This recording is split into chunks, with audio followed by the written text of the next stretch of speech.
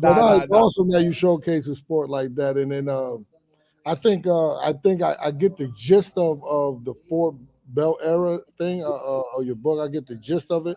I would like Yeah. for you to explain it a little bit more. So Uh, so the main the, okay.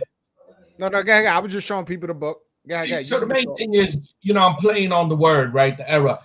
Let's be honest, man. They can't be four Hector Bermudez. They can't really be four champions in the division, right? That's the way they design boxing now. And honestly, you got to have a belt to move forward, right? So we need the belts now. I don't know if boxing could ever go back to the way it used to be, right? Back not that long ago, 30 years ago, it was a big deal to be a number one contender, number five contender, right? But in the last 30 years, so many things have changed. Like, I don't think anybody under 30 has bought a used car, right? Because they call them pre-owned cars now, right? So now you can't say contender. You got to give a belt to their name. So cool, leave it that way. What I was having an issue was with when these guys, and I know quite a few people that vote for the Hall of Fame, and they'll look back at somebody in the past with the eyes of today, and they'll be like, "Well, how good could he have been if he didn't win a belt?" Right? But that's the argument. I say, you Hector, you know a little bit about the NBA. no, no. You ever heard of a player named Bill Russell? Oh yeah, of course. Yeah, yeah. I know. But Um, I think he's like Joel. got a Yeah, couple. Like how many I rings? know who Bill Russell. Oh, something. So, so you think it's fair to say he's one of the top 10, top 12 players of all time? Yeah, he won 10 championships though. I mean, of course, yes. So, what if I were to tell you that he never scored a 3 pointer in his career? Would you still look at him the same way? I mean, there was no 3-pointers back then. But that's the whole purpose of that book. Is now people are going back and saying so and so, how good was he? He never fought.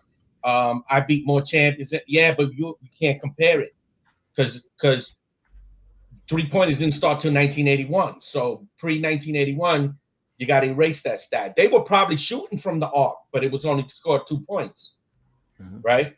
So that's the main reason why I got in the book, because they got too many knuckleheads now in the Hall of Fame looking back at somebody like Kid Azteca and saying, well, he had 40 losses. Yeah, he fought 300 fights, right? Turned pro when he was 15. If they were four belts back then, plus throw in the interim, throw in the regular, throw in the super, I don't even know how many belts he ended up with. He ended up with like 9 belts in like 4 divisions. So that's the main reason why I did it. And it gave me an opportunity to shine some light on some people that may have been forgotten in the past. And I'm gonna go in Hector's studio one of the, I mean not Hector, right after you go into his studio, I'm gonna go in Joel's studio too. And we're gonna talk a little bit about how many more Puerto Ricans and Dominicans would have been champ if the four belts were around from day one. Yeah, So what I did was I went back to the very first rankings and I picked the top four guys and I gave them belts. And whoever they lost to became the champ. And whoever that guy lost to became the champ. So I'm using their actual records. I'm just putting a new bow and a new ribbon on those fights. mm. That's Yeah, all.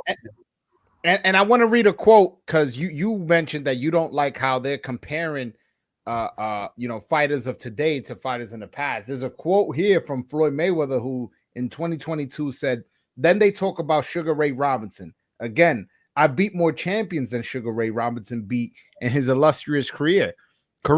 So it goes to the point of the book where it's like, okay, yeah, you did beat more champions, but there was more champions in your era. And if I'm not mistaken, Sugar Ray Robinson in your book ends up with like 100 title defenses or something like that, and then beating over Go to like page 97.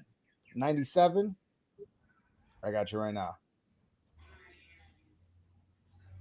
All right, 97. Yes.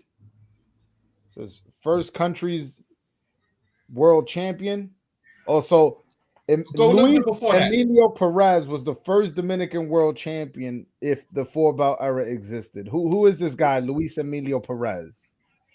That's your first champ right there from your island under my new system. I played Mauricio and went back and gave everyone four belts. And Dominican Republic would have had a champ way back in the 1930s. Go a few pages up. Yeah, go to the list of who would have beat the most champs. Who would have beat the most champs? Let's Yeah. go. Titles of for Murderers Row is where you want me to go? Nah, it's right. It was like 2 or 3 pages in front of where you were just at. No, it's all right. Most title defenses. Jose Napoles would have had 26. Go up a little more. Turn a little more. Wait, hold on. I know it's in Champions the beaten. 90s. You want me to name champions beaten? Yeah. Now that's the list Floyd was talking about. But now look how it changed. Ray Robinson beat 52 champions, according if the 4-belt era existed during his era. 52 champions. Damn. That's some good knowledge, man. That's a good way of putting things. It's awesome. Yeah. No, So and by the way, for the people watching this, man, this guy really put in a lot of work. He got graphs. He got his lists. God, you're breaking my heart the way you're treating that book. Jesus. Hey, my man. Yo, oye, este libro lo compré yo. Este libro yo compré yo. I'm a reader, so I take care of books. Yeah, so it's a very good book, man. And there's a lot of guys who are not in the Hall of Fame who because they never became world champion. Like let's talk about Kid Azteca, who you brought up before. Kid Azteca never became world champion, but beat 5 Hall of Famers and is not in the Hall of Fame. Can you talk to me about how you can make an argument for why he should be in the Hall of Fame? Yeah, I mean, look, so Vladimir Klitschko and Vitaly Klitschko are in the Hall of Fame, right? Yeah. Did either one of them ever beat a Hall of Famer?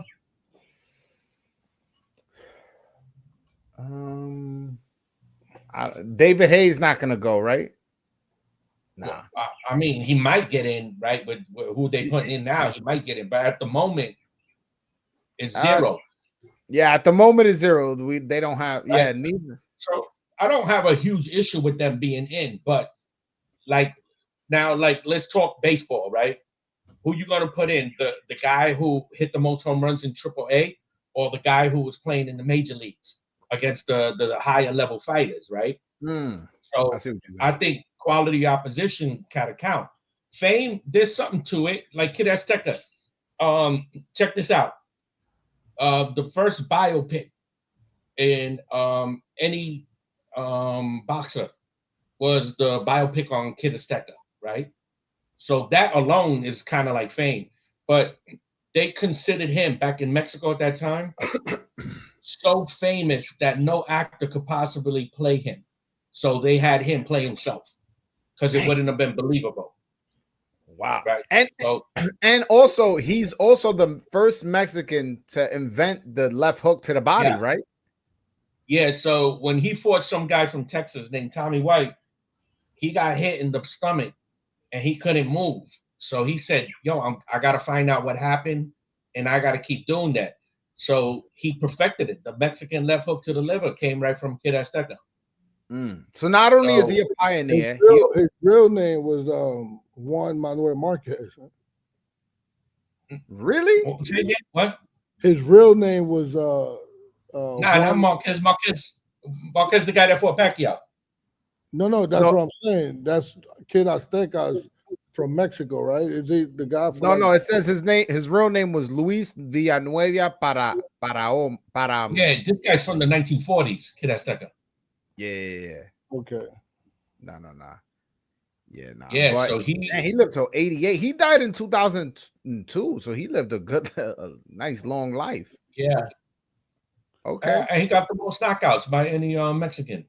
So, I mean, why ain't he in the Hall of Fame? Yeah. I know why, because he never won a belt. That's how the people that are voting look back.